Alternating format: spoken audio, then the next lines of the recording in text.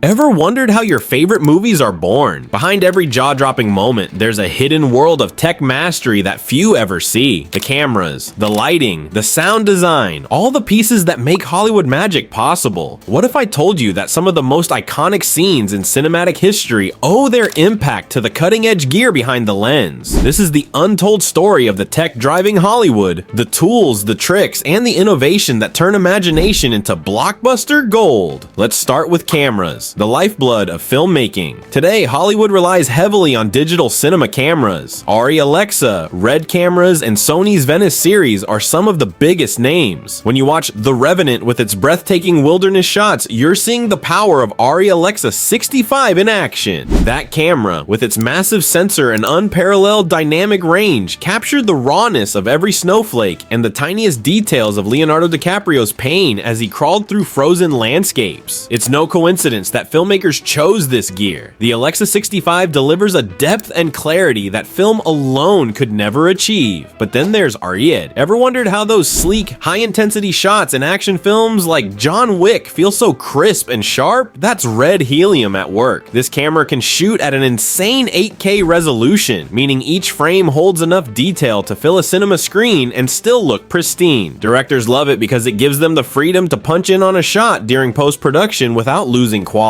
Even Marvel films, which rely on hyper-precise visual effects, use red cameras to build those larger-than-life scenes that make superheroes feel like they're flying straight into your seat. Of course, it's not just about the cameras. The lenses tell half the story. Ever noticed how some scenes feel dreamy or soft, while others are razor-sharp? That's all in the glass. The choice of lens can change the entire emotional tone of a scene. In La La Land, for example, director Damien Chazelle used anamorphic lenses to give the film its signature, almost nostalgic feel. Those lens flares and stretched perspectives create a dreamlike atmosphere, perfect for a modern-day musical. Then there's motion. You've seen those impossibly smooth shots that glide through rooms or circle around characters with such grace, it's almost like the camera is floating. Enter the Steadicam, one of Hollywood's greatest inventions. Take The Shining, for instance. Remember Danny riding his tricycle down those endless hotel hallways, the camera smoothly tracking him from behind? That haunting, gliding motion wasn't just luck, it was Stanley Kubrick using a Steadicam to perfection, amplifying the film's eerie tone. Without the Steadicam, that entire scene would have felt completely different, clunkier, less unsettling. But sometimes smooth isn't what directors want. Enter handheld rigs. Think of Saving Private Ryan. Those chaotic war scenes feel almost too real, right? That's because Spielberg wanted the audience to feel the same disorientation as the soldiers landing on Omaha Beach. He used handheld cameras to create that jittery, documentary-style look. With every shake and shudder, you're pulled deeper into the chaos of war, almost as if you're right there on the battlefield. Now, let's talk about drones. Yes, those little buzzing machines you might have seen at weddings have also invaded Hollywood, but these aren't your average store-bought drones. Films like Skyfall and The Wolf of Wall Street used heavy-lifting drones equipped with cinema cameras to capture aerial shots that would have cost millions with helicopters. Drones let directors think bigger and shoot scenes from impossible angles. In The Matrix Resurrections, entire cityscapes were filmed using drones swooping through narrow alleyways, creating a sense of scale and movement that adds to the film's otherworldly vibe. Lighting is another underappreciated art form. In Blade Runner 2049, the lighting does more than illuminate the scene, it tells a story. Roger Deakins, the legendary cinematographer, used layers of neon lights, mist, and shadows to immerse the audience in a dystopian future. Fun fact, the lighting rigs for that film were so complex, they had to be programmed with custom software to ensure they would behave exactly as needed for each shot. And it paid off. Every frame of Blade Runner 2049 looks like a piece of futuristic art, but not all iconic scenes rely on high-tech lighting setups. Christopher Nolan is known for shooting as much in camera as possible, which means he uses natural light whenever he can. In Dunkirk, the stark lighting and authentic shadows make you feel like you're standing under the same harsh sun as the soldiers on the beach. The simplicity of the natural light is often what gives Nolan's films their raw, grounded feel, proving that sometimes less is more. Though the effort to control that natural light is anything but simple. Sound might be the unsung hero of filmmaking, but it plays just as big a role in creating cinematic magic. For instance, the Inception Bubba-wom sound that everyone instantly recognizes, that was born from a mix of orchestral instruments and digital manipulation.